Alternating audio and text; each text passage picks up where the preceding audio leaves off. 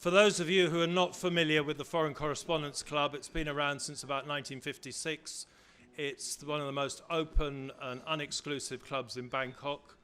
Our membership ranges from Afghanistan to Zimbabwe, literally.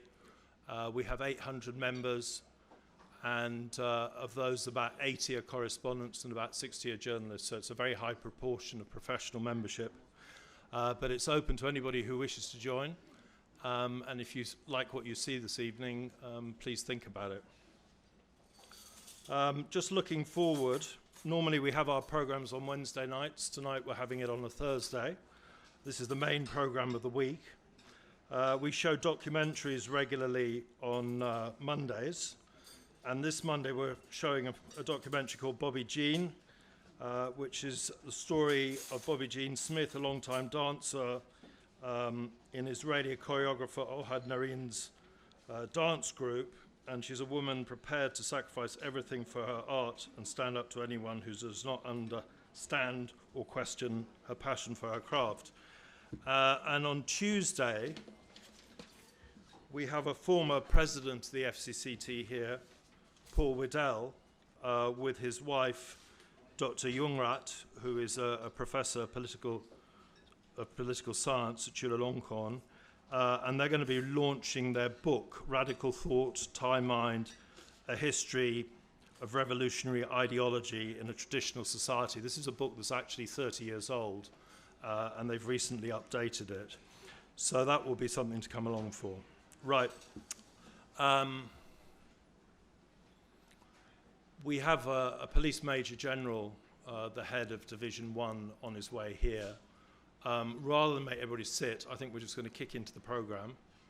And I won't introduce everybody immediately, but we're going to start with Richard Barrow, who's a very well-known figure in Bangkok, particularly for people who follow social media and blogging. And he has been around for 20 years, and he's very noted for his sort of analysis of situations and political turmoil. Not that this is political turmoil. So he's going to give us a rundown of the big picture. We're taking a look at primarily TM30, which is a law that dates back to 1979. And I think two things that, before Richard goes, that you should bear in mind is that in 1979, Thailand was a very different place. At that time, the Khmer Rouge had fallen in Cambodia, and so there was a major influx of Cambodian refugees, which would build up to the point where we had 500, 600,000 Cambodians on Thai soil. At the same time, there was an exodus of people from Vietnam, which had been going on since 1975, the fall of Saigon. So we had boat people coming in. So Thailand, at that point, was very vulnerable to influxes of aliens, as they are called.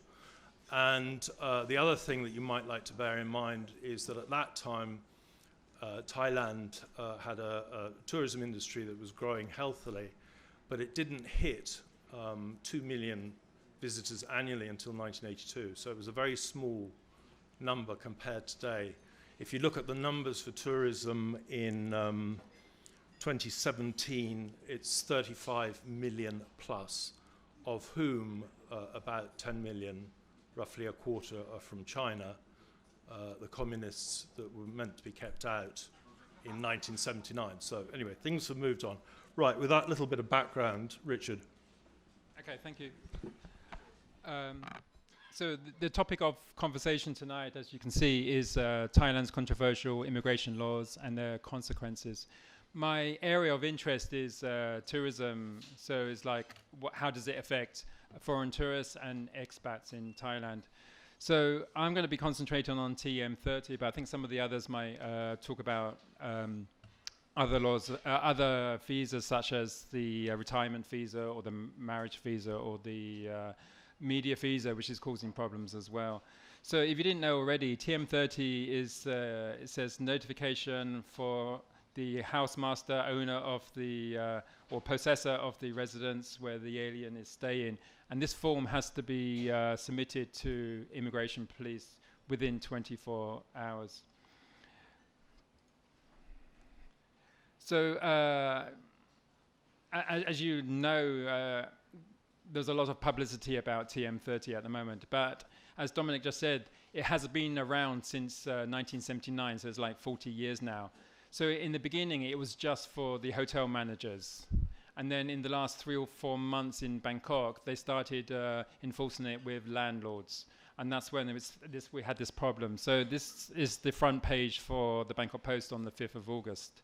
This came out because a group of expats in northeast Thailand, they got together to produce a petition about the TM30. So because of that, then we had all this publicity, and I think Sebastian's going to talk a bit more about the petition. I don't know too many details. Also in the Bangkok Post, Steph has had a number of editorial cartoons. The one on the left was the 2nd of August, the one on the right, the 11th of August. I quite like the Thai elephant one shooting itself in its foot, because that's exactly what's happening here.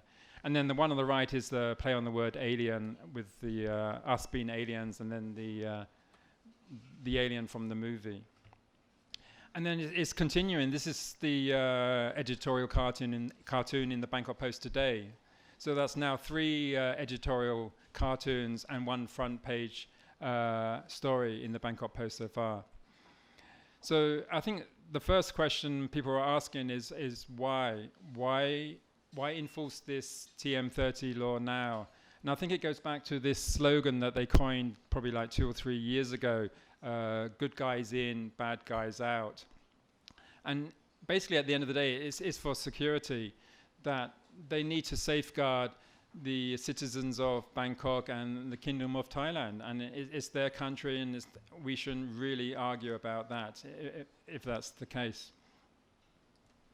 The second question people are asking is that, why do we need to do a TM30 when there's so many other forms that where we write our address? So the first one you can see here is the TM6. TM6 is the arrival card when you first come to Thailand. And then the next one is TM28. TM28 is when you change your address. Then there's the TM47. This is the every 90 days, even if we don't change our address, we have to report to immigration our address. And then this one now, the TM30, which is for the landlord or the owner of the place to report the foreigner. So the quick answer to this is, immigration are saying that the TM6 is not accurate, because when people come to Thailand and they fill this form in quickly at the airport, half of them don't really know the hotel they're staying at, or can't remember, and they just make it up.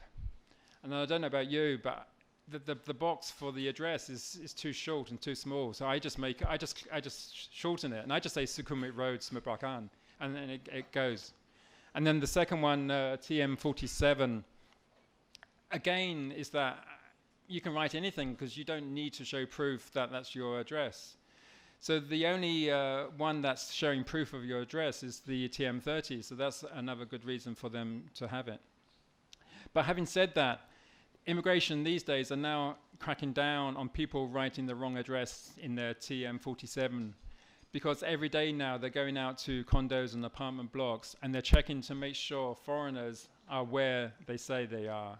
And if you're not in the place you say you are, or you're at a place where you're not registered to be, you will be fined for being in the wrong place, and the landlord will be fined for not registering that foreigner.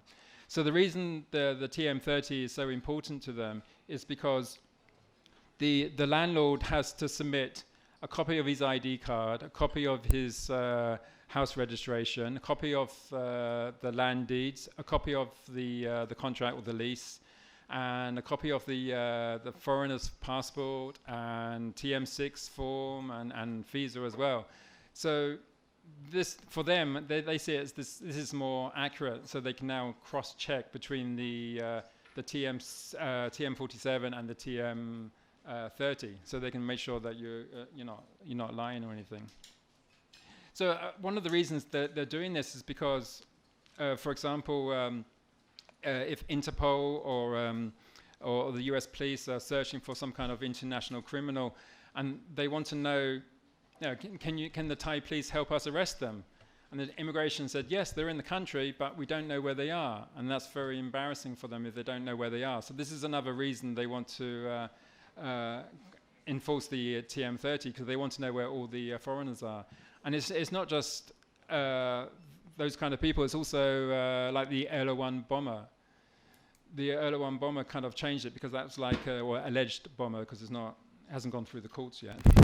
But that was like a first international criminal act in Thailand in a major way.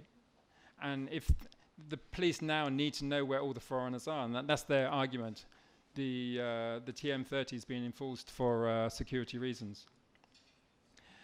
So what the homeowner or the landlord has to register the foreigner within 24 hours. The problem is some of these landlords, they might have more than one unit. They might have like 10, 15 units.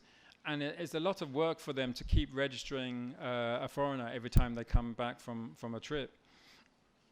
And sometimes, as some people have been saying, sometimes the landlord's not even in the same city or even in the same country. So it's proven to be a big problem.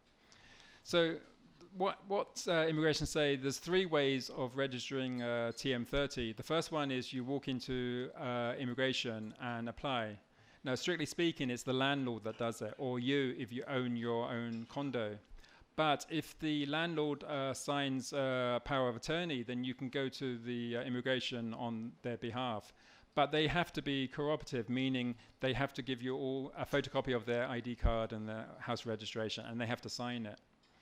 The second way is you can send all the information by registered post, and then the third way is online, or there's now an app called Section 38. But as you probably know, or you probably heard, there's a lot of like software glitches, and it's not working as good as it should do. And not only that, people are applying online, and it's taking like 4, 5, 6 weeks before they get a username and password back. And when they get the password back, it's not always working. So in the meantime, the landlords have to, on like Monday morning, queue up at Jang Watana for like and spend like half a day. So we're having this problem now, and it's got to the situation now where some apartment blocks have signs up saying no foreigners, because they just don't want this kind of hassle. So this TM30 is not just affecting expats, it's also affecting Thai landlords as well. From the immigration point of view, they're suggesting the online one is the best way of doing it, if it works. My opinion is they should have got that sorted first before they started enforcing this law, and this is the main problem. But I think once it is sorted, it should be actually quite simple, and it should be like 1 minute or 2 minutes, and then you're registered. You don't have to go anywhere. Interestingly, senior immigration officers told me that once your landlord's registered with the app, just ask him for his username and password, and then you can do it for him in the future. So this kind of opens up, when we're talking about security and catching terrorists, is like there's a lot of flaws in their plan, shall we say, and there's a lot of ways around it. So anyway, like I said earlier, my main interest is tourism. So there's a lot of talk at the moment, is this affecting tourism in Thailand? And I said before, there was a front page story about in the Bangkok Post about TM30. There was also a editorial, and this is I'll just read the first sentence.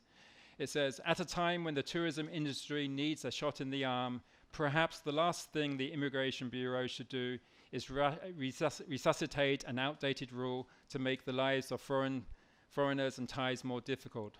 But that's what the Bureau has done with the dreaded TM30 form. So the Bangkok Post here is arguing that the TM30 is affecting tourism, but in my opinion, it's not. Most tourists don't know what's going on. They've never heard of a TM30 form. What happens is that you go to a hotel, you give them your passport, and you fill in a form. All those details is sent by the hotel manager to immigration within 24 hours. It's all done online, and this has been going on since 1979. It's only the last 4 or 5 months it's changed, and landlords have to do this as well. So most tourists only stay in Thailand for was it a week or two, and then they've gone. And immigration at the airport are not interested in TM30, and they're not even interested in TM40, your 90 days. So if you forgot to do your 90 days, when you leave the country, they won't find you because it's not connected. The only problem a foreign tourist might have is if they want to extend their stay. So if they came on a 30-day visa exempt and they want to have another 30 days, they have to go to immigration. And then the problem is everything is online at the immigration office. So when you give them your passport, they can see on their monitor exactly where you've been. And if they see that, oh, you haven't, where have you been? There's no TM30 filed about you. So the problem is, if that foreign tourist stayed at a friend's apartment, Airbnb, or one of the many, many unlicensed hotels and guest houses around Thailand, none of those people would have filed a TM30, and that's another problem that we are facing at the moment. Now, the situation with this foreign tourist who wants to extend his visa, immigration will not extend their visa until someone pays that fine. Now, strictly speaking, the fine must be paid by the landlord, not by us. But unfortunately, the landlord's not around. So at the end of the day, immigration just says, I don't care who pays the fine. Once I get the money, I will process your visa. And it's not just visa, it's like 90-day reporting or getting a re-entry permit. They won't do anything until it's sorted, and that's a big problem. So 3 or 4 months ago, they started saying that when you fly back into Thailand, you have to get your landlord or yourself, if you own the condo, you have to file this TM30 form.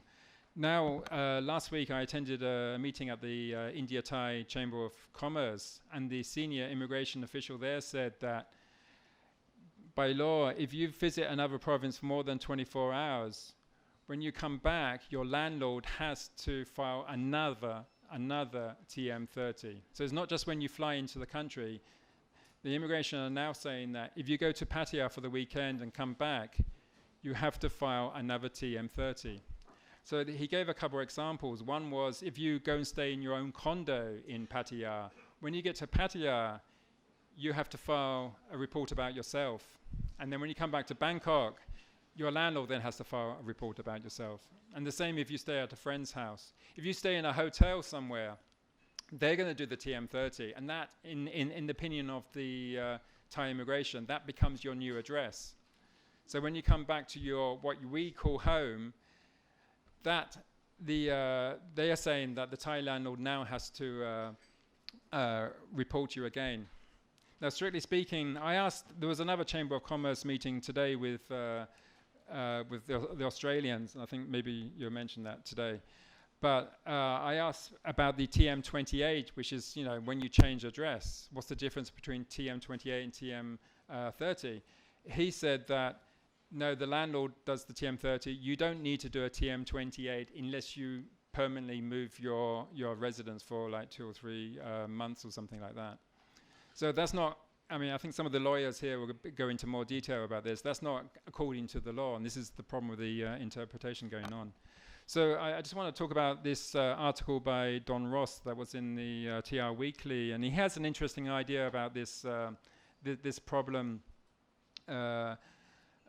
that we're facing, that if we go away for the weekend, when we come back, that we have to report again. He's suggesting instead of 24 hours, it should be like 3 days, which means that this is like a compromise. It means that if there's a long weekend, we can go away for a long weekend and then come back. We don't need to worry about reporting for TM30. So I think this is an excellent compromise.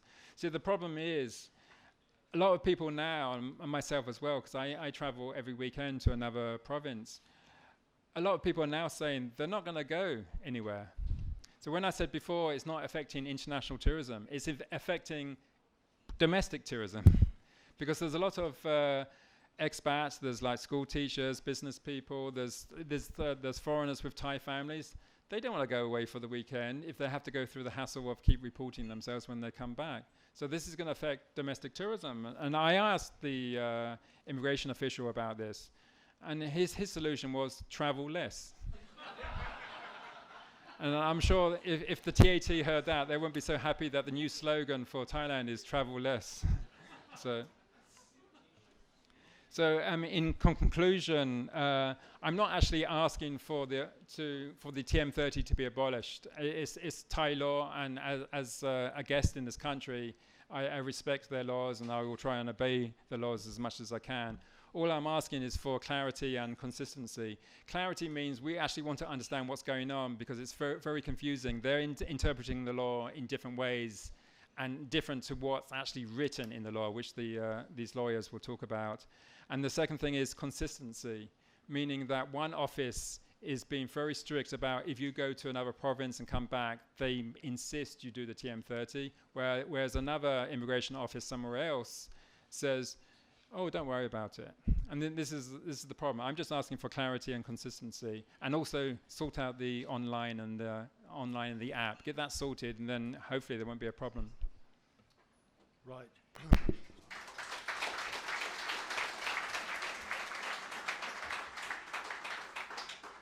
Okay, well, we're still waiting for our general, so we'll press ahead. To a lady who has all the answers, Penrok Petonani, who's an immigration lawyer with Tillichy and Gibbons, one of the oldest law firms in the country. Not the oldest. The oldest, sorry, I've been corrected. And amazingly, Penrok has been working there for 20 years. No. No? It's around 10 years. Oh, it's around 10. I got it wrong. Okay. Okay. I think Richard covered like almost everything, but just would like to share with you, as Richard said, that the notification of residence has been on the book for years, but like at the beginning they focus on the traveler with tourist visa, and the person who need to notify is the hotel manager. But due to the nationality security reasons, so over the past few years, the immigration authority, they use the TM30 to keep track and to they said they update the address of foreigners. Like they would like to see that who illegally stay in Thailand. For example, people who overstay their visa, or people who did criminal acts. But so they try to expand the enforcement of the notification, and currently I would say that it's expand to, all accommodations need to be the owner of our accommodation need to notify the TM30, and it applies to almost all type of visa. Under the Immigration Act, it actually says that the notification and the duty applies to foreigners who are allowed to stay in Thailand under a temporary basis. So this is the notification. The duty is not applied to the person who has the Thai permanent residency and the person who are on diplomatic missions. And another group is that the person who work with the large capital, for example, people whose work permit and visa handled by one-stop service center at Jamjuri Square. But actually this group of people, they did not accept from the obligation. But currently the immigration, they did not enforce this group of people yet. So we hope that the immigration will relax to all type of visa, not only the business section at the one-stop service center, but expand to the person who married to Thai, or like for example, if you married to Thai and you stay with at her house, so your wife need to notify the immigration office. So who paid the fine? Well, actually, if it were me, I will ask from my husband, give me some money. So it means that even you say that this is the responsibility of the landlord, not the foreigner, but it actually impacts the foreigner because they cannot renew the visa. The immigration would say that, okay, you go to notify the residents first, and then if you cannot show the white slip, the notification receipt, then no renewal. So I would say that this could impact it actually indeed impact the foreigners, not the landlord, because finally who pay the fine is the foreigners.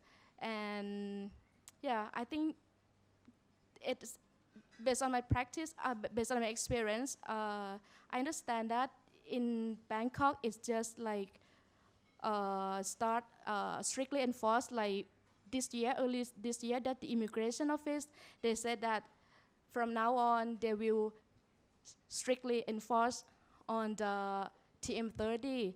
But based on my experience, back to like 3 years ago, it happened to me when we assist one of client at Samut Prakan immigration office.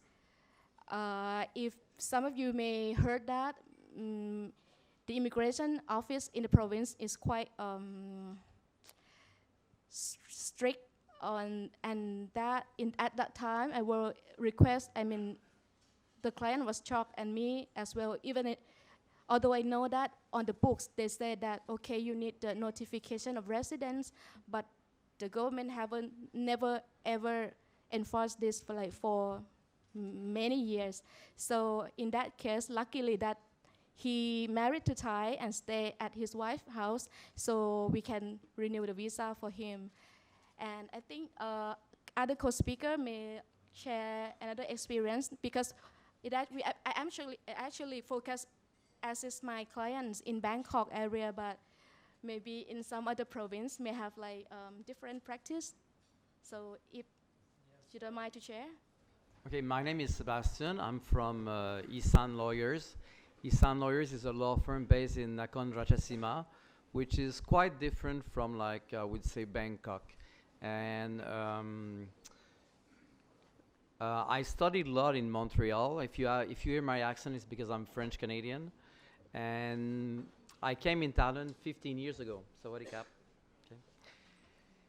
Basically, our law firm mostly work in family law, corporate law, and real estate law.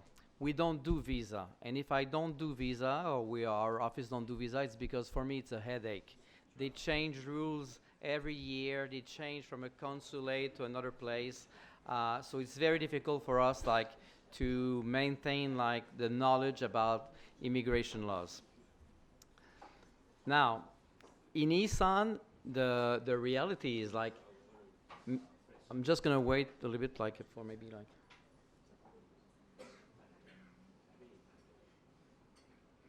Oh, it's okay? Okay. So the reality in Isan is, like, most foreigners living in Isan, they are married with Thai wives or Thai spouses. Some are businessmen. There's a lot of retirees and a lot of, like, teachers teaching English. About 3 weeks ago, 2 months ago, I'm not sure exactly, like, some people reached to me, and like I said, we don't do visa. And they told me, like, this morning is crazy because we had to go, like, in Bangkok this weekend, and, like, immigration now wants TM30, and all the teachers of our schools have to go to immigration. So, like, basically the school, which is like Thai children, were impacted, like were affected by the fact that the foreigners had to do their TM30. So it doesn't affect only foreigners, Thai landlords. It affects much more than that. It can affect, for example, Thai students, because their teachers cannot be at school. So even if I don't do visa, we have a group on internet and we talk about these problems. And I have to tell you that I have permanent residency, okay? When you have permanent residency, you have these 2 books, and you don't have to do TM47. I don't do my yearly extension. I don't do TM30. I have nothing to do. I have to do my re-entry permit, like special re-entry permit, if I leave the country every 5 years. So if I wanted to help these people, it's like, it was genuinely, like, because it's my profession. It's because, like, I used to be maybe an activist in Canada. I like to help people. And we basically decided to, if you're alone and you want to show your voice, it's difficult. But when you are together, it's easier. And some people together, we set up a website. And in 10 days, we got like 5,000 signatures. Now, the website is not perfect. The petition is not perfect. I'm French Canadian. Many people wrote that, not only me. But this started like all the things on the medias, like the Bangkok Post. And I think it's a good thing. I think foreigners, even if we are like not citizen, we have a voice, and we should like talk and have a dialogue with like immigration and explain some of our problems. Like it was said before, this is a very old law from 1979 that they decided to reinforce recently. But if you look at Article 37.4, which I think is much stronger than Article 38. Article 38 is like the TM30, is the landlord. Article 37.4 is like every foreigner that will travel in another province for 24 hours should report to the local authorities. Okay? Right now it's not enforced, but maybe one day it will be enforced. The problem is like said Richard Barrow, we don't have like consistency, and we don't know the rules.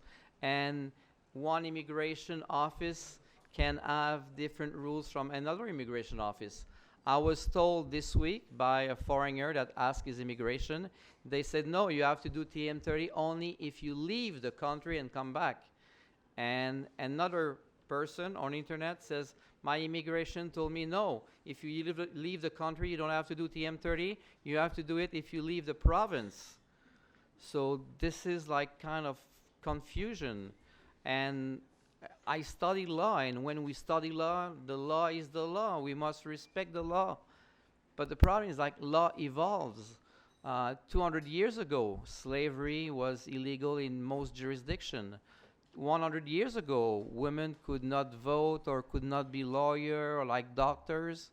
So like things evolve. Like I would say, right now I see a regression. I see that I have clients that were in Thailand before that are leaving Thailand because they feel unwelcome. Already they felt that it was a burden to feel like the TM47, and now with the TM30, for them it's too much.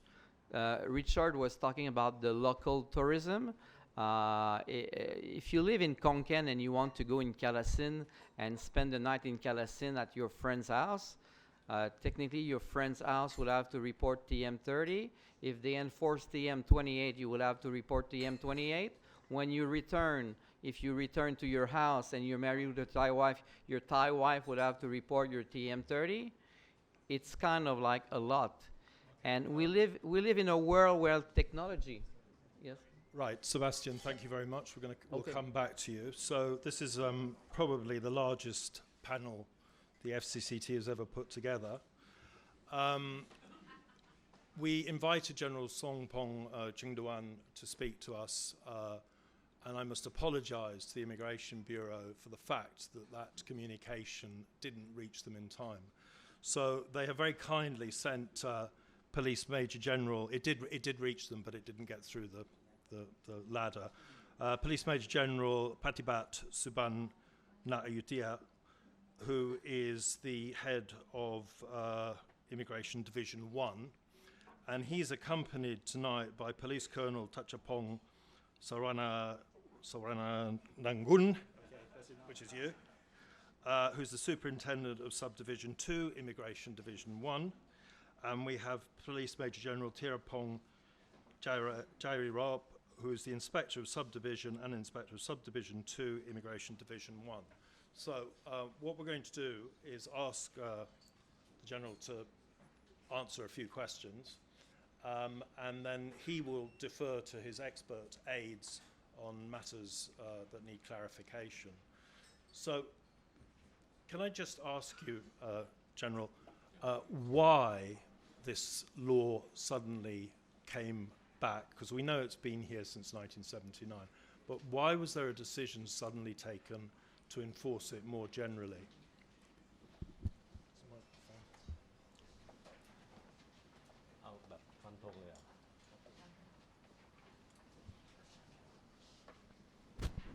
Good evening, everybody. Let me introduce myself again. Police Major General Patipat Subanavia. I'm commander of the Immigration Division 1. That means my authority is in Bangkok, and my superintendent, Thachapong, who in charge for the in Bangkok also, and he is the chief for the everything that you need to know tonight. Actually, he would like to know about the first case. I will let you, Superintendent Thachapong, to answer you. Okay, Mr. Commander, and good evening, everyone. Well, actually, last year I came here in another show. If you can remember, I was the chief of the IDC, but today I moved to the Immigration Division 1 and responsible for that kind of TM30 that is very controversial this day. Just like Mr. Dominic said, that today we feel like that this kind of law is coming back. Actually, it's not coming back. It's been written for 40 years, actually. And we try to enforce it for 40 years. But today, you know that things change. Several things has been changing in the country of Thailand and in all over the world. The criminal, they are getting stronger each day. And we are trying to make the city safe. That's why we had to really well balance between the national security and to serve you the best we can. But today, I know that this kind of TM30 is quite controversial, and I can absolutely understand that it's giving you a hard time doing that. But if you really understand us, you're going to know that it's not that hard. We try to make things easy, and trust me, it's not that hard. You can eat. It's easier than telling your wife that you're already at home. Trust me. Okay, thank you. You mean me? Yes, sir. Okay, but just going back to this idea of why this suddenly became pertinent, because nobody has noticed a particular deterioration in the security situation in Thailand. It's not apparent on the outside, apart from the ping pong ball bombs last week, which have nothing to do with foreign tourists, as we all know. Who made the decision that this should? Is it the new General Sompong?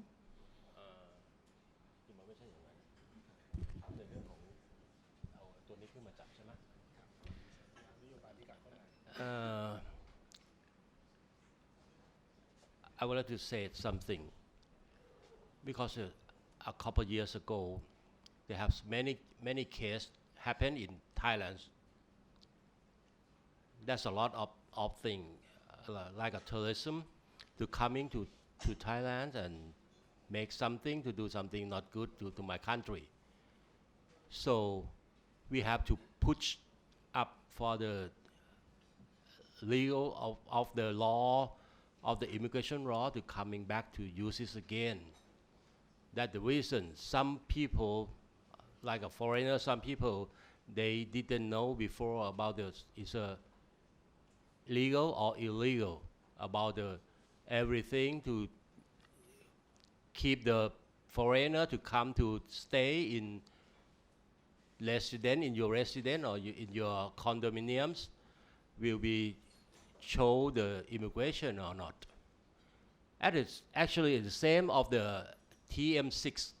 TM6 is the paper for the foreigner to coming to Thailand. We have to fill the address. If you fly to the airplane to Thailand, you're gonna see the air hostess to show you announce about you have to declare about the address for the tourist. Because if you didn't declare the address, or the address that you declare is not the same, the owner of the resident of the house that you stay in, if it's different, so the meaning is we didn't know about the foreigners who's coming to Thailand, how they where they're gonna stay. That's the reason we have to pick it up to restart again for the law in this case. I don't think that's clear. Yeah. It's quite clear. Okay, the previous speakers have talked about the need for Thailand to protect its security concerns, completely legitimate. You have to do what is necessary. The concerns that have been expressed so far are that this law is from 40 years ago, from the Cold War period, and that the bureaucracy that is being applied to administer it is from the same era. At this point, we are in the smartphone age. We have 7-Elevens everywhere. We have barcodes. We have systems that would work if you wanted to do this kind of monitoring, that would not force people to go to immigration, disturb landlords. You could scan the TM6 card to show that you were somewhere. There are many, many easier ways of doing this. How can you justify this very onerous procedure, this procedure that causes a lot of difficulty and inconvenience to people who are spending money in your country, people who are doing business here? How can you justify that? Okay. It's the easy question. Yes, that's a very easy question. Just like I told you that, just like I mentioned about that, this kind of rules is giving you a hard time living in Thailand, but actually I think it's not. Just like I told you again that I can understand that you people are a law-abiding people, and we are not focusing on you. We are focusing on who that doesn't comply with the law. The thing is that I know that this law is quite old one, and today we have several. We got 3 ways actually to do that, to report that. That's quite easy. The first thing that I know this quite a long time ago, that you have to report yourself. You have to report the residence to the immigration office. But today, yeah, we are following the Thailand 4.0 policy. And today we have the application. You can't even do that online. You don't have to come to the office. You don't have to waste your day. You don't have to get through the bad traffic in Bangkok just to spend 5 minutes with the officer just to report that somebody just stayed into your house. But I would say that, that we got so many cases that we can arrest the bad guy. I mean, we can arrest the criminal by these rules. But we just did not tell the public. We did not want to make the panic that happened to the city. That is what we're doing today. And according to the criminology, if you can understand that we got things that we call a crime triangle. Have you heard about it? A crime can only happen when 3 factors combine. That is, the first thing is the offender, 2, the victim, and the last one is opportunity. Okay, and this rule, we try to reduce the opportunity for the offender to commit crime.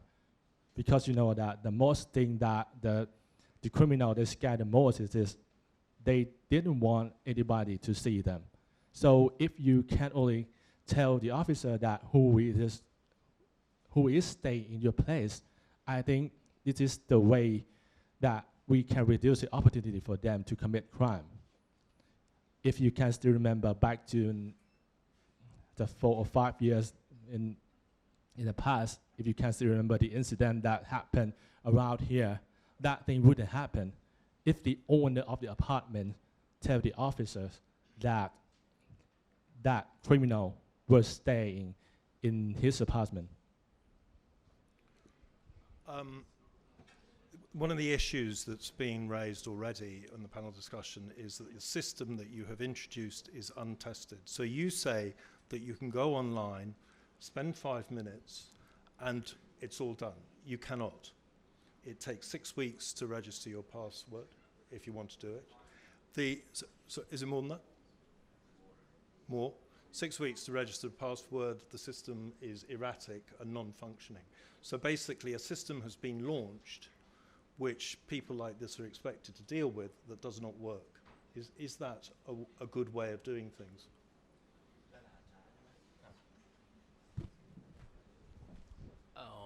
Well, about the password for the online, the owner of the residence, you never know the foreigner will be coming to stay in your residence in which day. So you have to prepare first for the register and get the password first before this coming. You know what I mean? Yeah.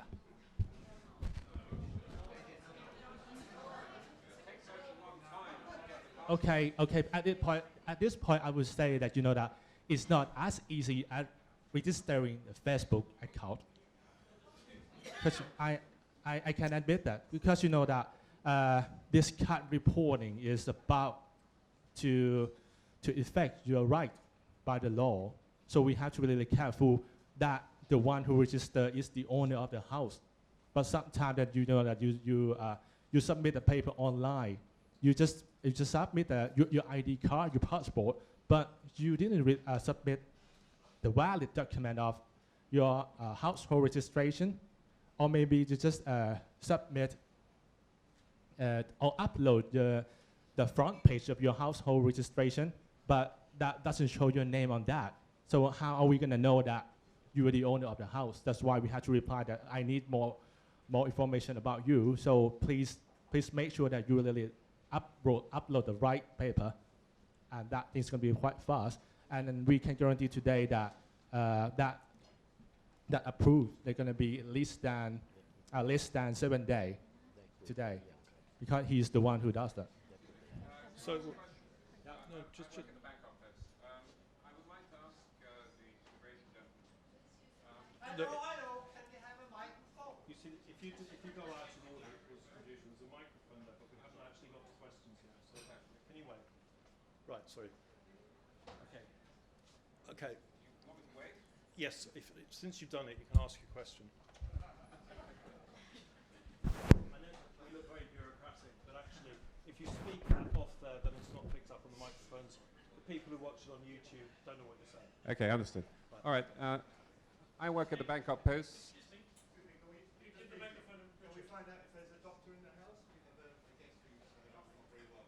Right, we have an unwell. We need to have a doctor. Is there a doctor in the house? A nurse? What's going on? Who is it? Oh, in the front is me.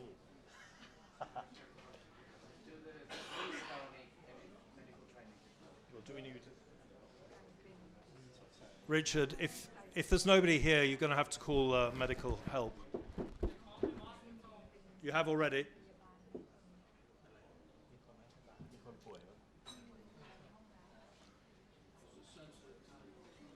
It's something that happens when elderly people get moved around. Right, we will continue. Sorry, you're this. I've lost my microphone now, but It's me. I've got the microphone. ask your question quickly. Okay. I'm sorry to interrupt. I didn't know the procedure and formalities involved. Okay, my question to the immigration gentleman. I work at the Bangkok Post. My name is Kevin Jones. I would like to ask you guys if you tested out the actual website and the app yourselves to see if it works properly for all of the people here to do as easily as you say it can be done. Have you tested it yourselves? Of course we did. But I know that the one who made the application, I mean the website, there is not what I'm trying to do. They didn't test it themselves, but we tested, because we do understand that if we didn't test it, we're gonna be doomed like this. So that's why we are here today, just to make sure that we test it and it worked fine.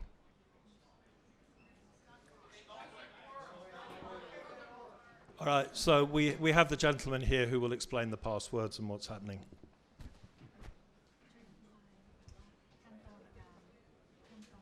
This Police Major Tirapong.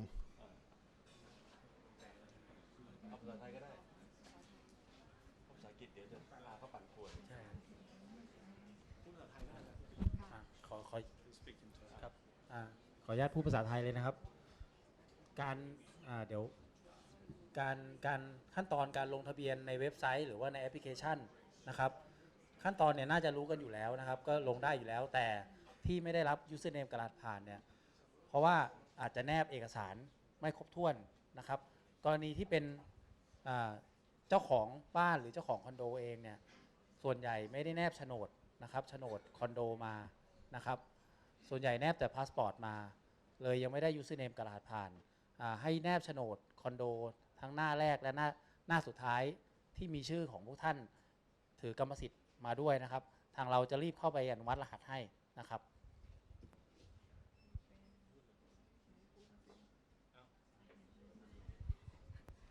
The post said when you want to apply to register on the application, first he said you have to attach your document, your title deed, front and back page, in have the name of the owner, the landlord, where you live. That's why you will not get the password because all your document is not verified. Yes. After the immigration proof that all document is correct, they will give you password later. Okay, but the question is, how long does that take? ส่วนใหญ่ไม่เกิน7วันครับไม่เกิน7วันถ้ายื่นครบจะไม่เกิน7วัน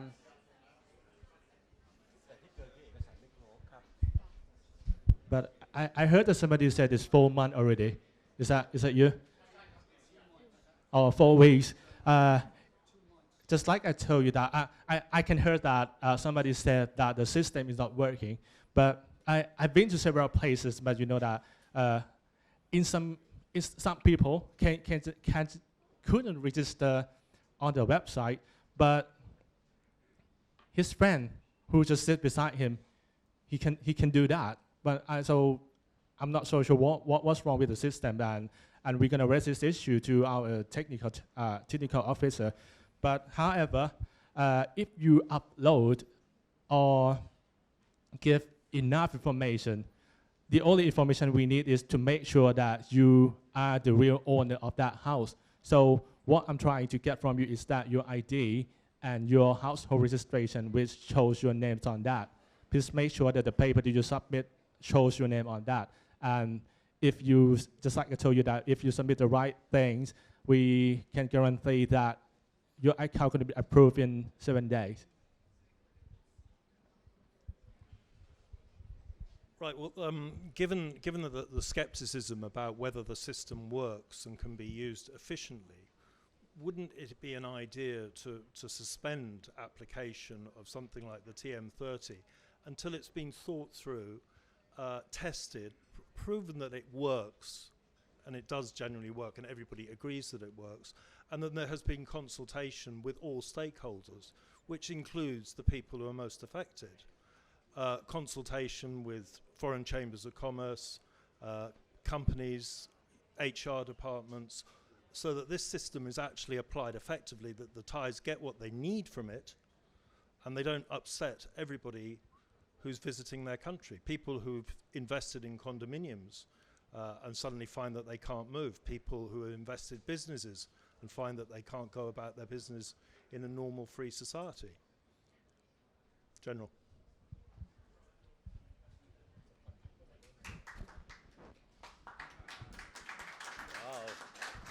Didn't say anything.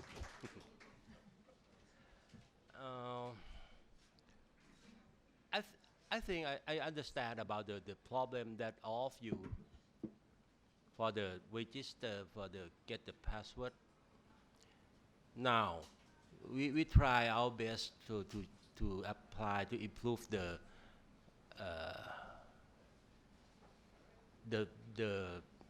เกี่ยวกับเอกสาร document, because you didn't know about when you fill everything in your document in the internet. You really didn't know they apply or not. You just wait.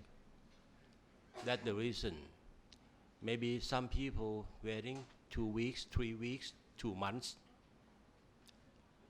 You didn't know it's complete or not. We try to improve the document when we show up in the something like a red sign, something for show is not complete or not. You will know if you feel it's not complete. Now, the question is, can we get another thing to do? The immigration, we would like to know, to show you about, we do about in this case, we pick it up for in this law to coming to use again. Actually, we use to help the owner of the resident of the house, because you didn't know about the people, the foreigner to coming to stay with you in your house. Is a good guy or not? Because you didn't any instruments to check him for he's a good or not. But the immigration, we had it. So that's the reason the immigration to try to help you, to check it for you, for your safety, and my country's safety also. The first reason is your safety first, because you didn't know about who's a good guy or not. You know? That's the reason. But the problem is it's not easy to come to get the password. So now we try to do our best to get the more easy than this. But everything is very easy, so it's really not easy to do, because if the document, who gonna fill the document so easy? We didn't know if he's a good guy or not. Also, we didn't know about that guy is the owner of the resident or not. If we didn't have anything to concern about the owner of the resident or not, too, right? Okay. Now, just wait. First of all, what's happening with the medical emergency? So there's not a crisis with that. And next come to me. We're going to go to questions in a minute, but before we do that, I'm going to have our last speaker, Chris Larkin, the director of the Australian Chamber of Commerce, who's a member of the Chamber's advocacy group, to give his presentation briefly to tell us what the impact of this law is on the business community as you see it. Okay. And secondly, what the foreign business community is doing about lobbying the authorities to get it reviewed. Okay, so thank you very much. I'm going to keep this brief because a lot of the impacts that we conducted a survey about a month ago, and that was a snapshot at the time of the feeling of our members. Just as background, just to give some context, we're a Chamber of Commerce of roughly about 400 members. Most of our members are probably what you'd call medium-sized enterprises. We do have quite a few larger companies. As opposed to what we've been hearing tonight, I guess the feedback from our members in terms of the level of concern is concerned but not yet worried. They're waiting to see how this all plays out, what the sort of regulatory compliance issues are, and then for a lot of the bigger companies, they'll go for it, and they'll just work through the system. For some of our more medium-sized businesses, there is a little bit of concern. They're still very much wait and see as well. So while there's a high level of concern, the feedback at the moment has been some of the stuff that we've heard tonight. The website doesn't work. The landlords who own the house don't want to give the documents to them so they can report properly, because all of our members actually do want to just follow the law. Apart from that, there's a confusion about how often do I have to do this, and there's conflicting advice given by different immigration officers, and all of this in terms of it's a high level of cumbersome technology. Let's put it that way. The impact on business. I think at this stage, most people who come to invest in Thailand know that they are investing in a country where there are regulatory challenges one way or the other.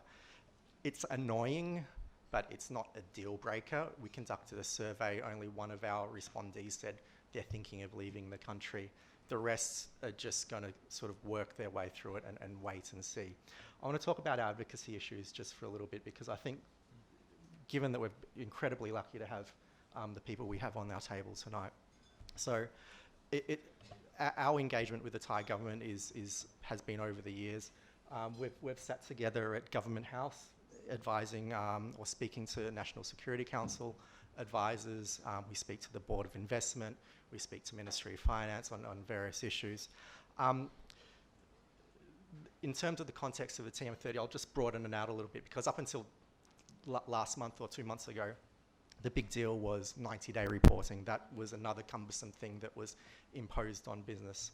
We've come up with a couple of suggestions and perhaps solutions to this. And one of them is that fundamentally Thailand's immigration laws and the immigration laws of most of the countries that we come from, let's be honest, it was very easy to come and live in Thailand. Most of us can come and live here on traditionally, people have come here on a 30-day visa. They could just rinse and repeat, in and out, in and out. For a long time, they could do that.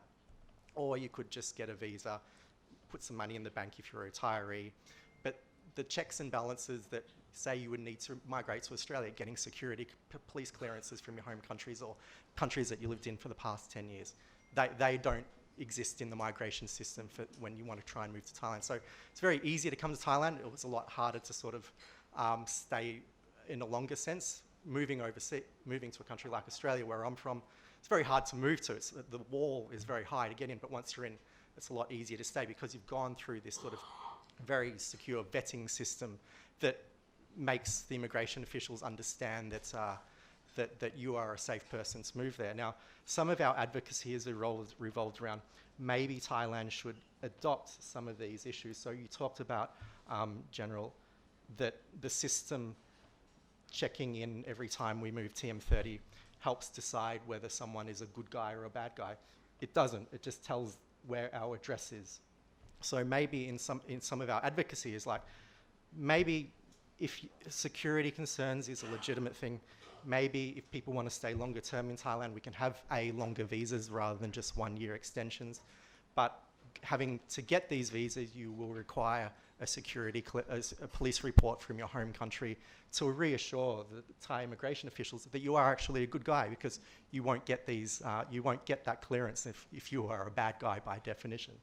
Another thing is that Thailand has a very widespread registration system. Every Thai citizen, and full disclosure, I'm a Thai citizen myself, is registered on a house book. Tabian Ban, as you might know, we all have ID cards, and every Thai person is registered. That registration doesn't extend fully to most people who live in Thailand. Now, it can. So this is an example, thank you very much, Sebastian, of a pink ID card, which registers everyone's name fully, where their address is, and it goes into the government system where the government 99% of the time knows where you are. If it could be made easier for every foreigner staying longer than 90 days in Thailand to get one of these ID cards as a matter of course. Like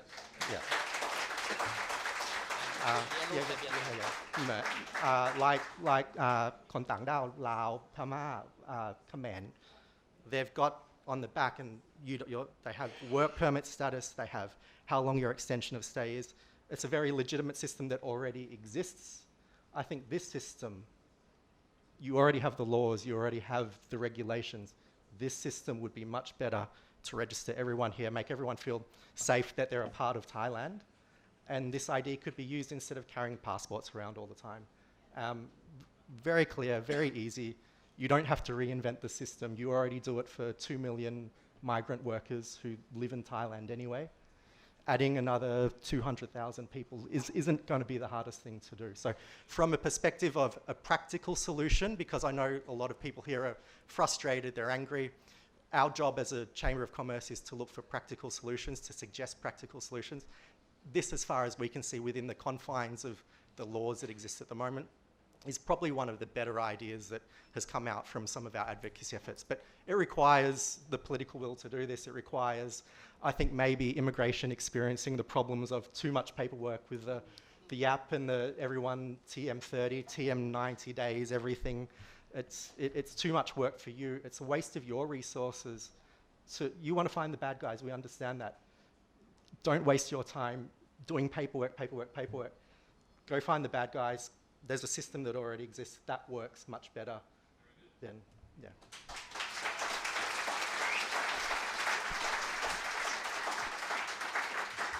All right, now we have a system whereby people can ask questions from the floor. They identify themselves. They do not give sermons and get a short question in. It's very important because otherwise they'll get out of hand. And just to take it out of hand immediately, I have the first question here from Margot Talley. Is it on? Use this one. Yeah. It was on. Oh, okay. Well, this one is much better because I can see everybody. Okay, Margot Towie. I'm a reporter, journalist, editor at Bloomberg News.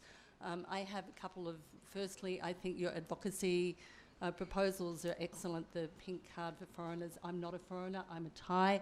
I find this is just mad. Sorry. But frankly, every person that this affects is a non-immigrant visa holder, correct? So why not register the address on their non-immigrant visa and be done with it, and have them change their address if they change their address, rather than have people running through hoops, jumping through hoops every time they move from one point to another. I understand that there's policy issues that you can't address, and how much of this comes down to policy, and a lot of it presumably has to do with the Interior Ministry. How do you interact with it, given that you're under the Prime Minister's office?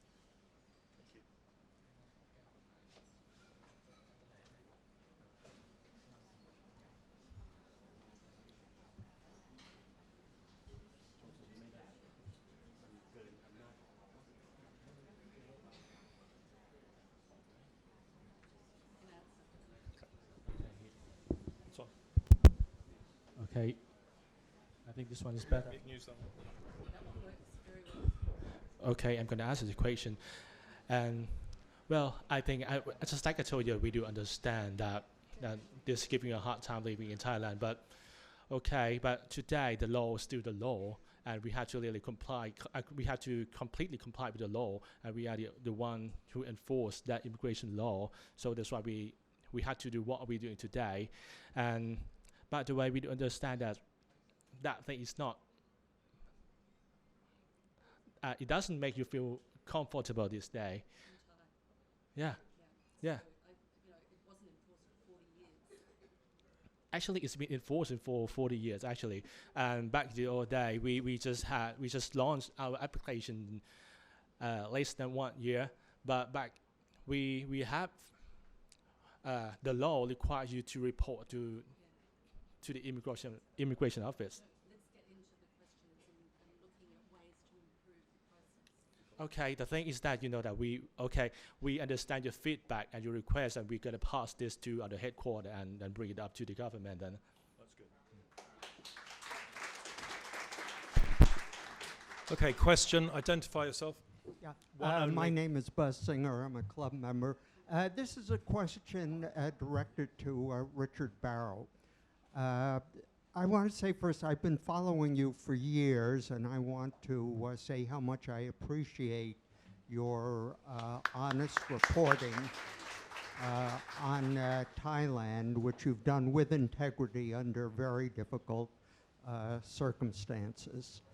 I was following your visa renewal, and I feel that you were really abysmally treated by Thai immigration. My question is twofold. One, has it in any way changed or affected how you feel about Thailand? And the second question is, you mentioned in your most recent blog, and you thanked the people in high places who helped you. Do you have any advice to people like me who don't know anybody in a high place?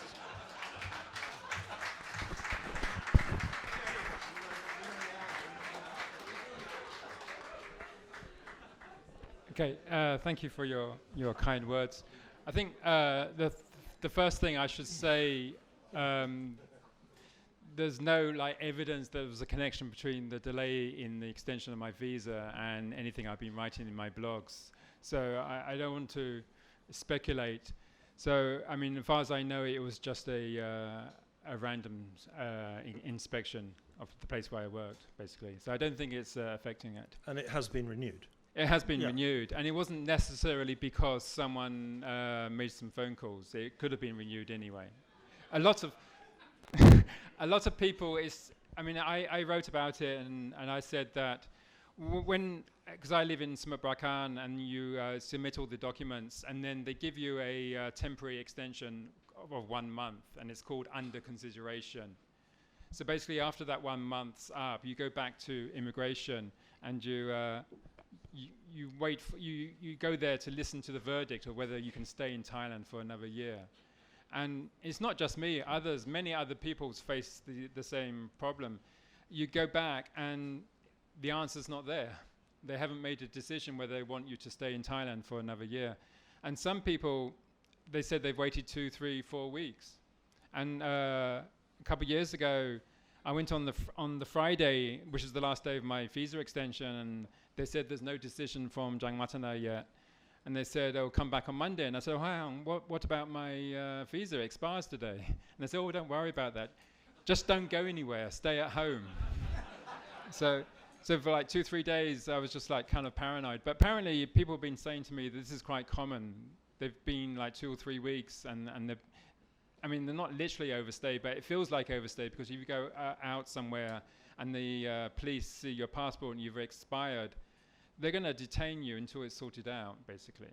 So, fortunately, in my case, it was extended. I'm here for another year. So, but I love the country, and I intend to retire here and probably die here. So, I'm not going anywhere. And hopefully this year I'm going to apply for permanent residence. But I've done it before, but they rejected me. so I'm gonna try again. So hopefully this year, fingers crossed, that I'm going to be a bit more successful.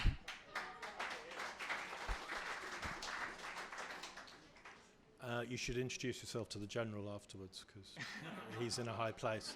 He's in a high place. He's a Narayudya. Comes from a... Nice to meet you. Right, question. Quickly.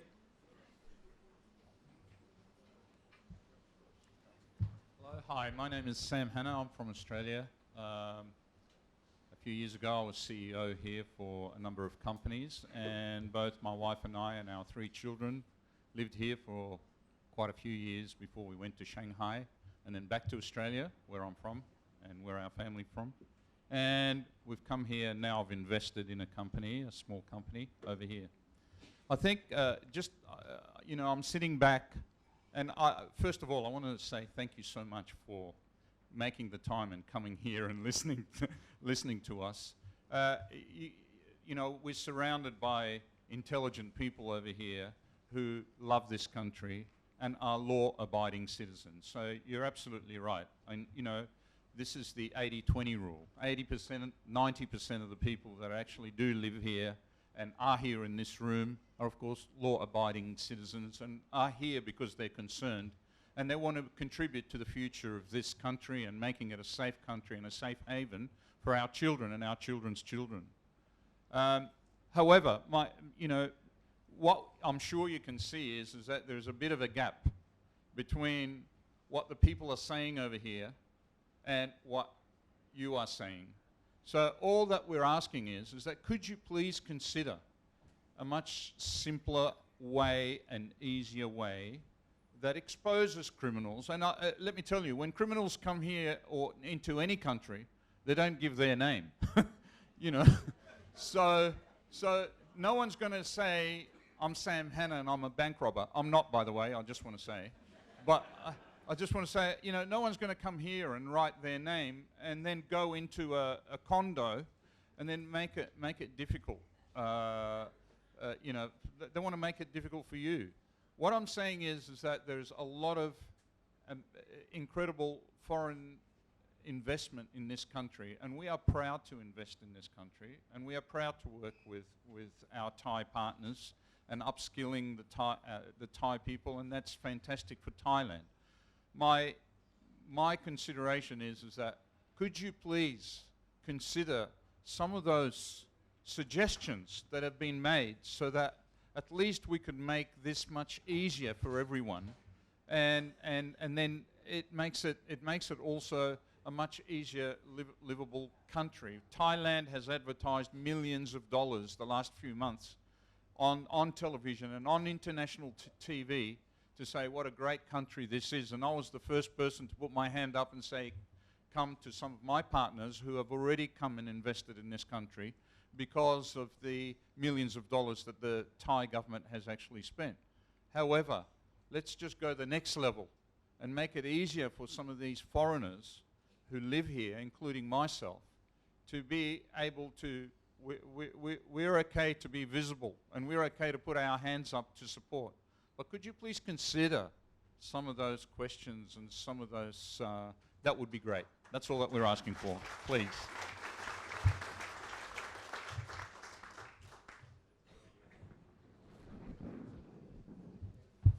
Well, he's not going to say no, is he? At first, well, thank you for your invest in Thailand. Well,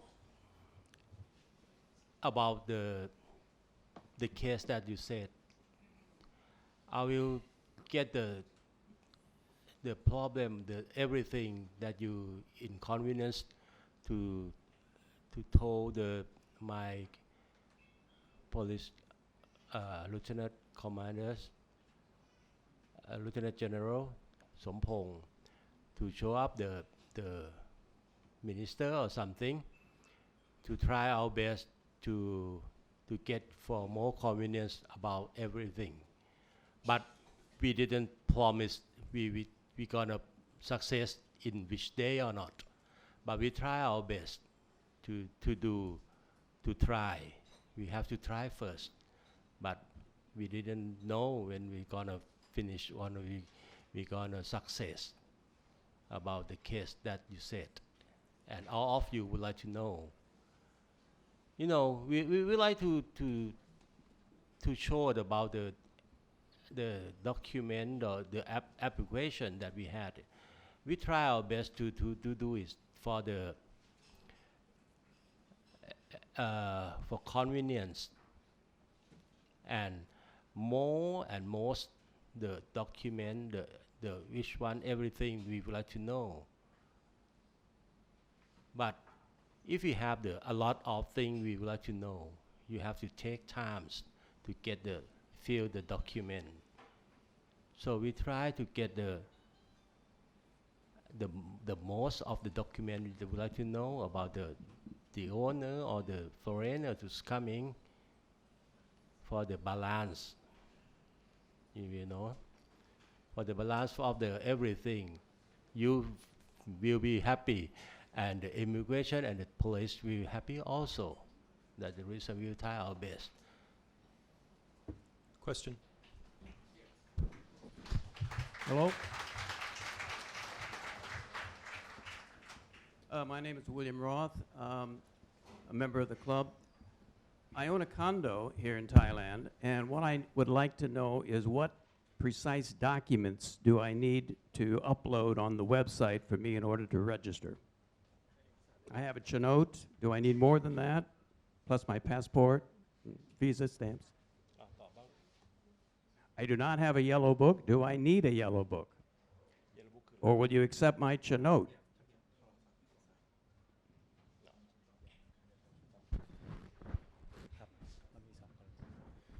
Uh, ถ้าสมมุติว่าคุณเป็นเจ้าของบ้านเจ้าของคอนโดใช้โฉนด หน้าแรกกับหน้าที่หน้าที่เป็นคุณเป็นมีชื่อคุณเป็นเจ้าของนะครับแล้วก็พาสปอร์ตหน้าพาสปอร์ตของคุณในการลงทะเบียนหลังจากนั้นเมื่อคุณได้รับ username และรหัสผ่านคุณสามารถนำ username และรหัสผ่านไปล็อกอินนะครับล็อกอินเพื่อที่จะแจ้งที่พักสำหรับตัวคุณและผู้ที่มาพักอาศัย They have two case. One case if you own the condo, what the document you need that is your title deed in front and back is show your name on it and your ทะเบียนบ้าน yellow and your pass no need your yellow ทะเบียนบ้าน just your passport แค่นี้ใช่ไหม Okay. ทะเบียนบ้านโฉนดแล้วก็ passport yeah they need only two document passport okay Hi, my name is Nisha Subongli, and I'm a Thai person. I work in investment into innovation in Thailand, and I do hope to see that Thailand will be able to compete in Southeast Asia.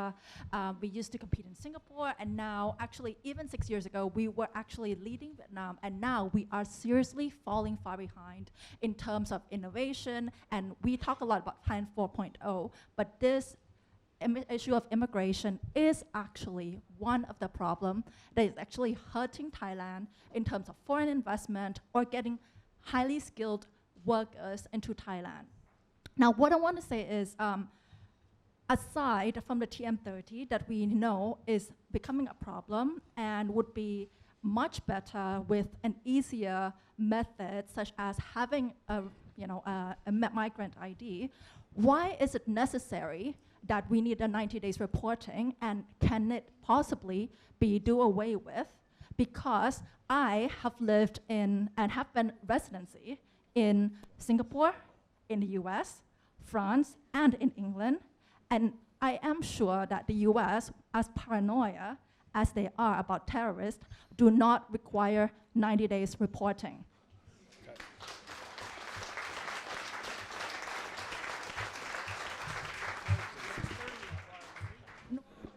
TM30 requirement. So if there are so many terrorism in Europe and in the US, and they do not require it, what is so special about the Thailand situation that this is required, and can it be, and what can be done to improve the process, to improve investment into this country, to make Thailand competitive, more competitive in the region? Thank you.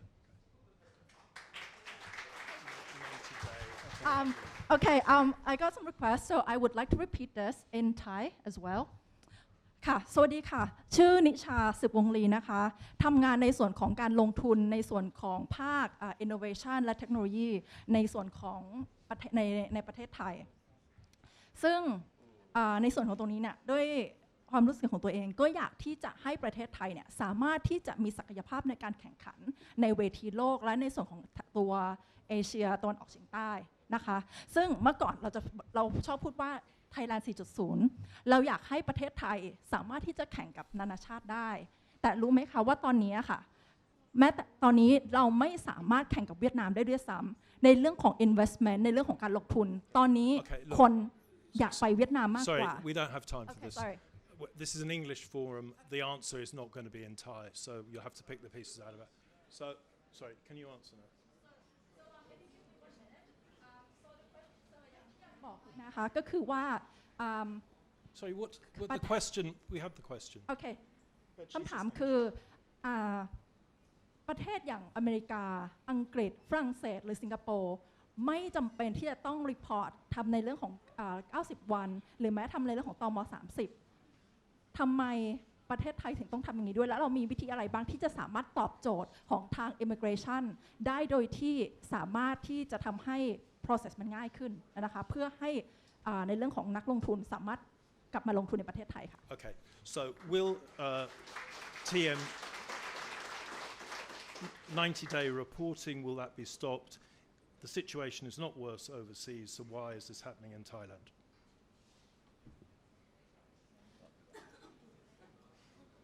Okay, thank you very much for the question.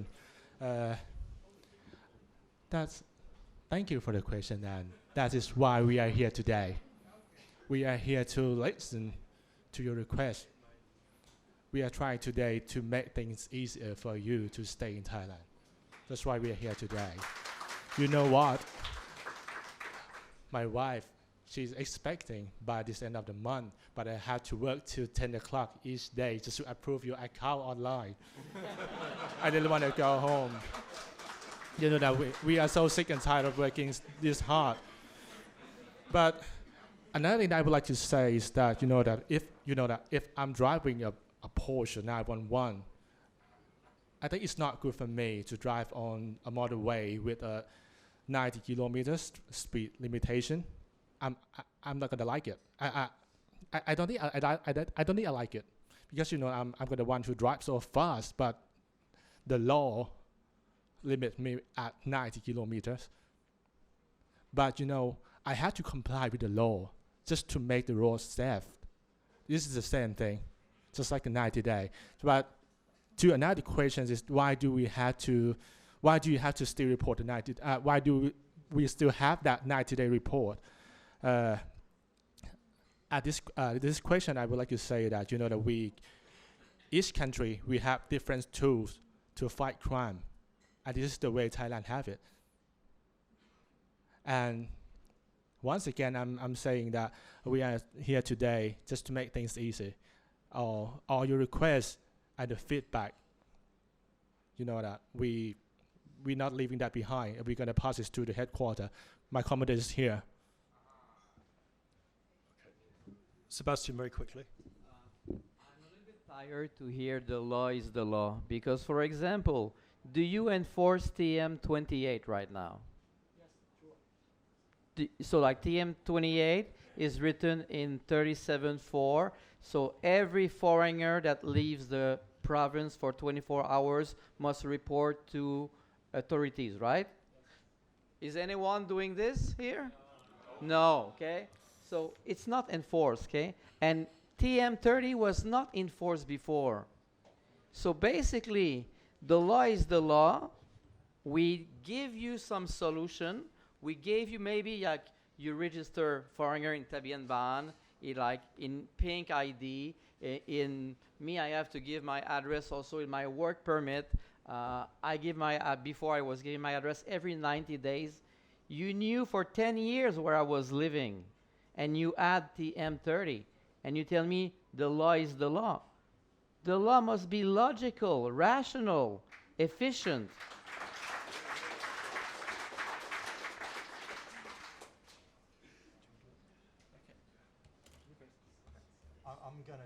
Hello. I'm going to go into bat for immigration for a little bit, because, as I said, we do advocacy work. There has been a lot of reforms in terms of investment. BOI in particular has been leading the charge in terms of S-curve visas. It's very easy it's much easier now to open up a startup in Thailand. So on the innovation front, there's a lot of stuff happening. Something that's not going to get mentioned much tonight and might not apply to everyone, but it's kudos to immigration here. Permanent residency is something that I encourage many people, everyone who is eligible to apply for. If you're living and working here, and you've been living and working here for 3 years, odds are you'd come close to qualifying for permanent residency. Normally, permanent residency is open for application for 2 weeks at the end of every year. Immigration have opened it up since May this year and have traditionally opened up for a lot longer than historically they have. So it's a lot easier for foreigners who are living here more permanently to apply for permanent residency. And also the laws on applying for Thai citizenship. If you're living and working here and you're married to a Thai citizen, you are qualified just about to apply for Thai citizenship if you've lived here for 3 years. So there are routes to make yourself more permanent. This has come about under this government, this regime.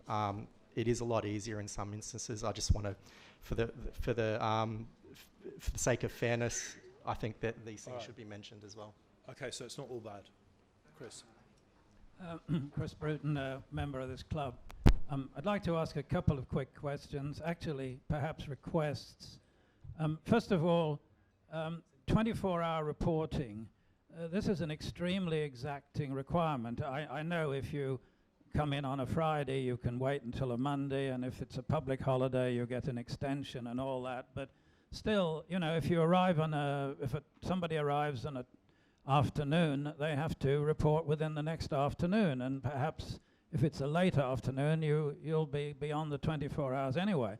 So there's a potential of an enormous amount of being fined, and as you know, under the rules, if you are going to be fined, you cannot apply online or by post. You have to go personally. I'm a permanent resident myself. I have been for nearly 50 years, but I am also a property owner, and so we do have tenants. So we've had the experience. That leads me to my second question. We're not getting entirely accurate information this evening, and I think this is a bit confusing. And in fact, even, I don't want to mention the names, but certain lawyers are giving conflicting information. For example, when we went to the Jangwatana office to report our tenants, and they were overdue, so we had to pay 800 baht each, we were asked also to give a contract for purchase of the property, which we had to obtain. We did bring the Chenot and all the other requirements that we were told, but we had to also bring the purchase agreement for the property. And there have been a number of other points made. We were told that people who go to the Jamjuri Center do not have to report. That's not true at all, or at least not according to lawyers that I know. In fact, the property owner does have to report. It's simply that the foreigner is able to gain his extension without presenting a TM30 form. But it doesn't mean that the property owner doesn't have to report. So what I'm saying is, isn't it possible for two things, really? First of all, could not the registration period be much longer than 24 hours? You know, maybe, well, 48 hours, but perhaps a bit longer than that. And secondly, can't we get an accurate rundown of the information required? Because everybody is giving different pieces of information, and that includes lawyers, by the way, who are specialists in immigration, as we've experienced tonight. We're not getting the correct information, and without the correct information, you cannot expect people to comply correctly with what you require. So I think really the immigration needs to somehow present a very clear statement of what is required, and then secondly, give a bit more time for people to comply.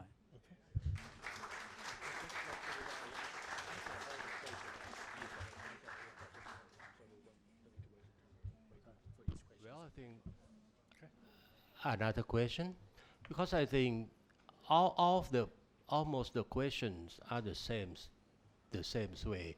I think the next question and the next question, the next question, I got answers in the same way.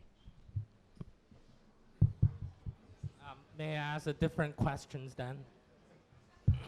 Yeah, sorry, go ahead. รับรองว่าต่างครับ I'll assure you it's different. I'm Pravit Rojanapruk from Council on English.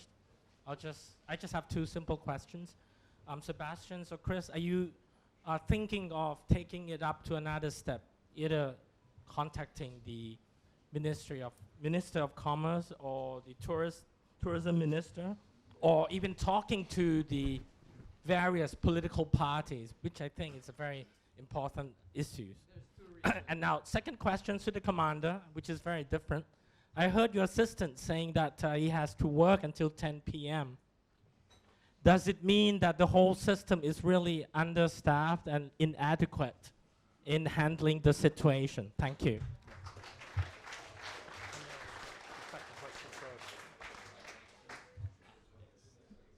No, don't. Sorry, don't do that. Can we answer the question about being overstaffed, understaffed? This is a very important question. No, it's you, General.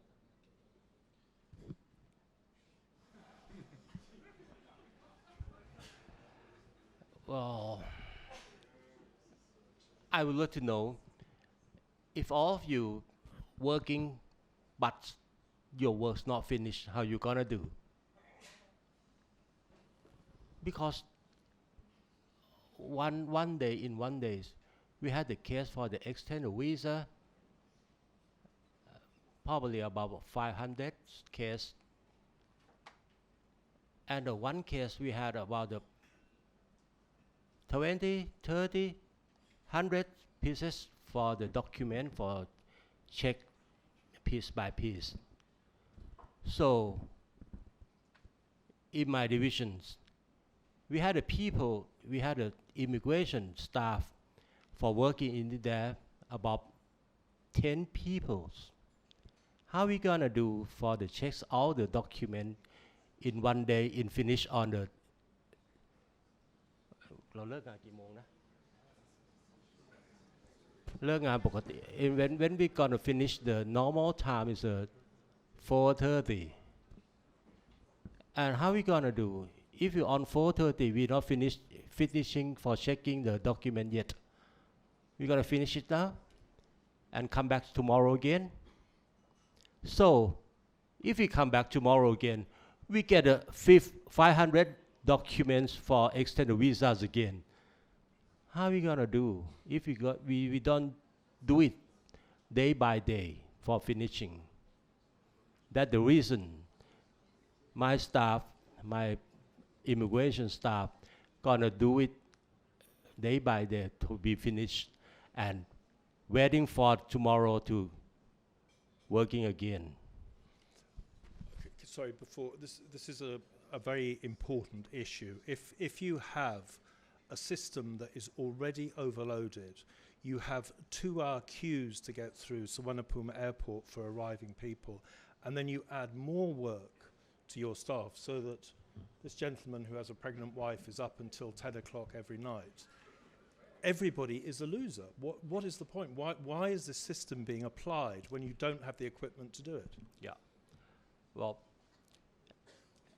when the foreigners are of you when you coming to the Thailand, the first you are in the airport, you get an immigration at the airport. They're gonna check when you coming, get the immigration. The immigration gonna check all your passport, you have the backlist or not. That's all. If you didn't have a backlist, if you didn't have anything to get another thing, you cannot coming to Thailand. You can coming in. And after that, when you coming to stay in Bangkok or in Thailand, the people, the foreigners who come to would like to extend the visa to coming more than the visa that you have. Like when you have the tourist visa to coming to Thailand for 60 days, but when you coming, you have the plan to change the visa to coming to working. You coming for change the visa first to the non-immigrant, and after that you have to prepare for your document for the change the visa for business visa. That's the reason that not the same at the airport. This is coming to my division to check in all the document. That the reason that's not the different way. But in the same system, we check in the same way. The first for the same way too. But after that, we have more document for checking for you to extend the visa also. That's the reason, so a lot of time to get it. Right. Yes. All right. Well, it depends on in which work that you come for extend. You coming for working, you coming for the monk, you coming for study, you coming for teacher. That's the reason for when we extend the visa or the document not be the same. But almost could be same, but we have some document, another change, not the same. Right.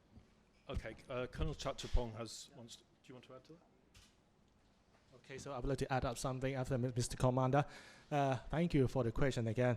And the point is that why do we have to work till 10 o'clock? Is that the problem?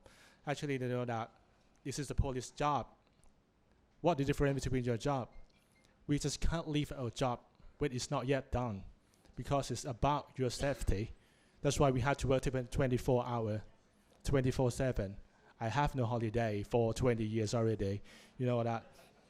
But this is what Thai police is working, just for your safety. But today, just like Mr. Campbell said, that we got so many papers, so many evidence that we have to prove, just to make sure that the one who come to our office just to extend the visa is the good one. You know that today we just arrest 3 criminals who was deported from Thailand, and they come back again with different names, with different passport. They just want to commit that crime again. And today we just arrest that 3 people today. I mean, that is why we have to really take care of your paper, and we have to take a look at the paper quite strictly, word by word, page by page. That is what we had to. That's why our job is so hard today. Thank you. Right, question. And brief, please, and one only. Okay. Hello, everybody. My name is Hodge Lawson. I was invited here by a member of the club. So, as many people here know, especially within Bangkok, we are renting from condo owners that own thousands of properties, not just in Bangkok, but around the nation and even in other countries. So when we provide our landlords a TM30, we don't necessarily have assurance that they're going to report in a timely manner. And when we try to renew our visas, what is holding us back oftentimes is fines that have not yet been paid by those landlords. What assurance do we have that our landlord's failure to file a TM30 is not going to affect foreigners that did report and are here legitimately?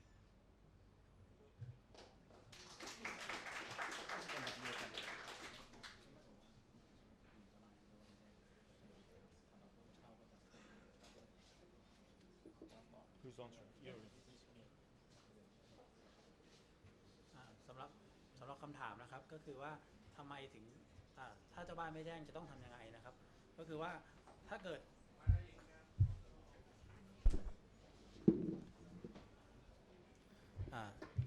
ิดคุณเป็นผู้เช่านะครับเช่าคอนโดนะครับแล้วเจ้าของคอนโดไม่มาแจ้งนะครับ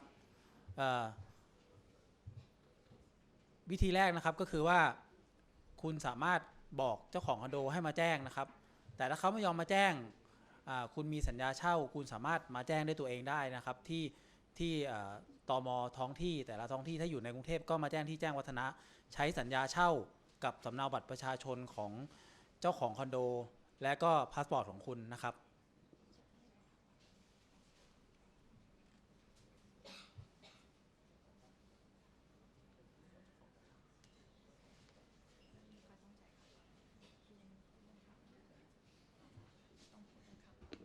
ในส่วนของค่าปรับนะครับตามหลักเนี่ยเราเจตนาของกฎหมายเนี่ยตั้งใจที่จะให้เจ้าของบ้านที่แท้จริงเนี่ยมาแจ้งนะครับแต่ถามว่าคุณสามารถแจ้งได้ไหมสามารถแจ้งได้นะครับโดยนำสัญญาเช่ามาแจ้งถ้าแจ้งเกิน24ชั่วโมงเราก็จำเป็นที่ต้องปรับตามกฎหมายนะครับ If the landlord don't come to make fill TM30, you can come by yourself. You bring a contact and your ID or the document of the landlord. And after the file, yeah. Yeah. My apologies. Just a follow-up. Well, what do you want to say? You pay the fine. That's the answer. Clearly. All right, who's waiting to ask questions? 1, 2, because I'm going to wind it down in a minute. So if you want to ask a question, make sure I can see you. Right, question. Hi, my name is Marco Caprese. I'm a member of the FCC. I wanted to suggest to the gentleman from immigration a much easier system to try and track me. I am married to a Thai woman who has identity cards, property, and you can find me through her. I have got a work permit. You can find me through my office. My work permit also has my home address. I have a phone registered to me, and if True Telecom can discover that I'm walking by a Starbucks and within 30 seconds send me a message telling me that there is an offer at that Starbucks. I am sure that there is a way for you gentlemen to find me that doesn't involve the TM30.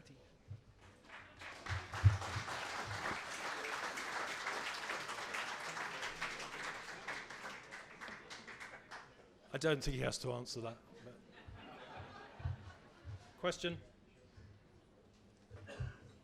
Paul Williams, club member. I've tried to comply. I've twice applied online. I think I've sent all the documents. I've followed it all scanned and sent. Once was 2 months ago, once was a month ago. I've had no response. I've done it by registered post. That works, but it takes 3.5 weeks for the response to come back.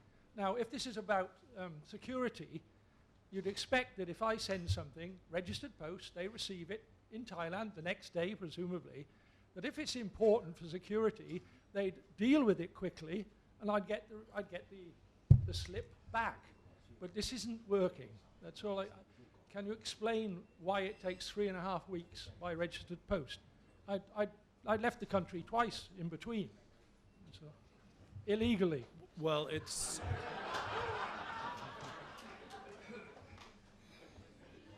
Sorry, just to clarify that, the postal system works very well in Thailand, so it's next day delivery, basically. So the delay that you're discussing has to be inside the immigration.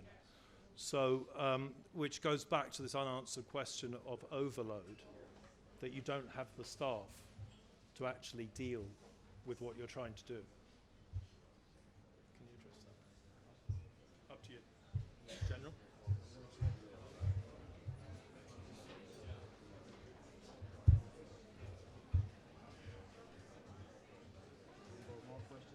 It doesn't matter. May I just make a comment? Okay, sorry, quiet please. Absolutely last question. Okay, it's not really a question, it's a comment. My name is Joy, and I've lived here for almost 25 years, and married to a Thai, I have Thai children. I'm happy to be here. Anyway, I've got so many things in my head that I can't even wrap it up around this room or the whole of Thailand. So many questions, but just wanted to make a comment saying that Thai immigration is very fragmented. You go into the airport, you report to immigration, you expect that immigration would ask all the necessary questions so that they can find you in case there's any problems. But they don't, it's that the right hand does not know what the left hand is doing, because in-town immigration or provincial immigration offices don't know what each other's doing. So wouldn't you think, I would imagine, that if you consolidate all the information that the airport immigration, that Chiang Watana immigration, Phuket immigration, Chiang Mai immigration would have, that would make your case stronger to find the criminals and the tax evaders that you want to find. But if you are functioning with like 10 digits on your feet and 10 digits on your hands that are not talking to each other, then I don't think this is going to be successful. It's just a lot of fines, a lot of unhappy people who usually would be normally happy living here. So I feel that I would love to still live here, but because I have a husband who's Thai and I have children who's Thai. But it's making it so difficult for me every time I go out to come back. I would love for the Thai immigration to just consolidate their information, share information, and find those criminals that you're looking for.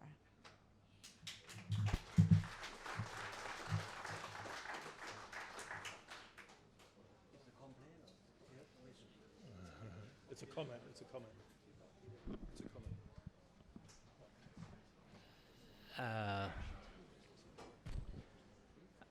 I know of all you people just coming here for would like to know about the immigration ways, or the how they go. All of you would like to have the convenience, everything, why you are in Thailand. In the same way, in immigration, we try our best to do for the convenience for you too. All of your questions, all of your problems, we're gonna raise the problem, all of the problem of you that's to say to us today, to my commanders about when he gonna meet some government or something to try their best to change the rules or the law for convenience for the good guy like you. But we don't promise it, so when gonna should be finished. But we try our best to try to change. We know when you compare my country for the other countries, in Thailand we said Thailand 4.0. We don't want to race with another country about the immigration, but we try our best to check for the good guy or bad guy. Actually, I think the other country, before they come to the civilized countries, they're gonna do like my country also. But we try. I promise to all of you, we try. The immigration, Thai immigration, we try to do our best. Because today is not the first day that I come to see the problem of the immigration. Last week, we got a meeting at the Culture for the India, something. And the last month, we got for the China. All of the country, we have the same question. Which way to be the best of the foreigners coming? That's the reasons. The immigration, we're gonna try to do our best to get the convenience for all of you also. But it's not easy to change the law. But anyway, we're gonna try to change which one we're gonna do it first. Which one are the not important? Which one are the can be cancelled or not? But anyway, all of your problems in the same way should be the convenience of all of you. And in the same of the my safe country also. Okay? Thank you very much.